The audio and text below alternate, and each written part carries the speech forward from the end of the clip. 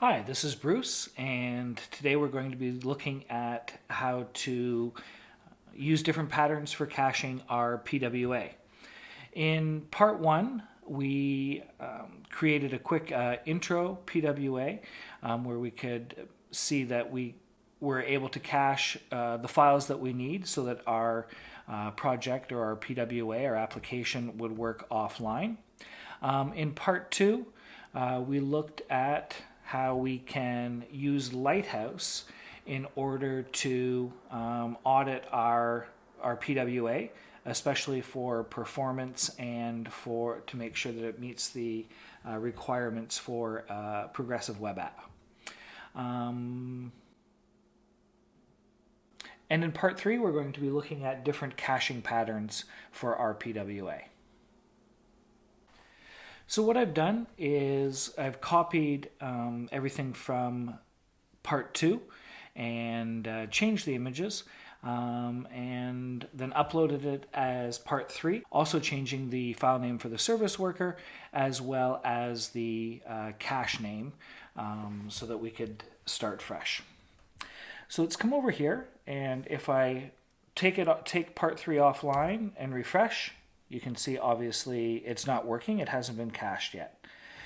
Take it back online and I'm going to refresh again, and you can see service worker has been registered.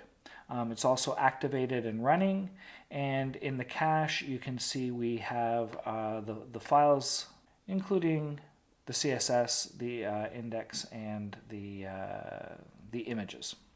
So if I take it back offline now and refresh, you can see that it's still working even though we're getting a number of errors trying to fetch from the network.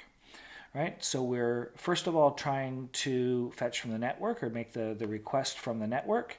And then if we catch an error, then we're returning any files from the caches that match the event request. So often this is a great pattern, especially for information that updates often. But in the case of files that don't update very often, what we'd probably want to do is first check the cache and use those. And if the cache is not available, or if the file is not available in the cache, then we'll check to see if it is available on the network. Then cache. And we'll just comment that out for the moment.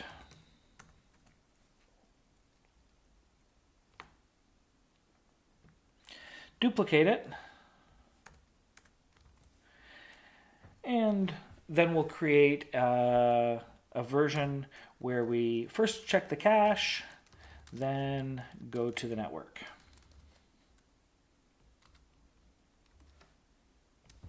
So we've got our event listener just like before, and this time we're going to respond with if the caches match the request, then we want to do an arrow function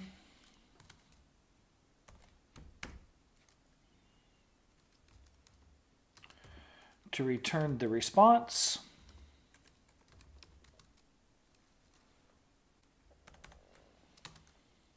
Or to fetch the event request from the network.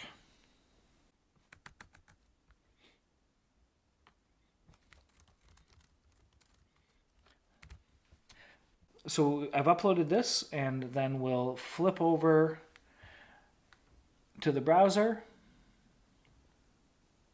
We'll take it back online and then refresh.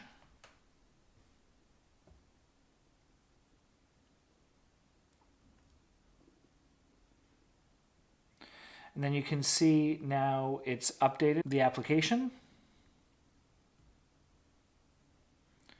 Right. And so the next time we came back to the site, then it should be updated.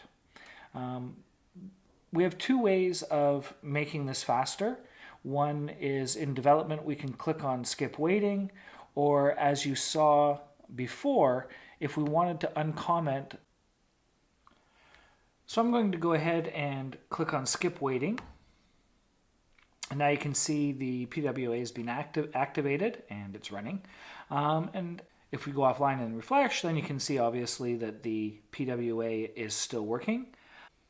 So if we go to the console, you can see that we're getting the cache the network messages before we're getting the errors for the fetch event.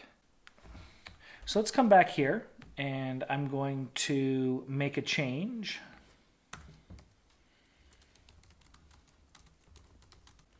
And I'll save that and upload. Now if I come back here and refresh, obviously we're offline, so that's not going to show up. If I take it back online and refresh, you might be surprised that it still doesn't show up. If I do a hard refresh, you can see now that the change that I applied is there. But if I take it offline and refresh, you can see it hasn't updated from the network. It's still running from the cache. So if I go into the Application Service Workers Development Tools and click on Unregister, and I refresh while I'm online, you can see that the change shows up. And if I go back offline and refresh, you can see that the change has now been cached. So these are just two of many caching patterns, network and then cache versus cache then network. For a longer list of caching patterns, you can see Jake Archibald's offline cookbook, where he goes over a number of different ones, including network only, cache only, and then different strategies for how and when to cache on user interaction, racing, where the cache and the network race to see who returns the request first, amongst other things.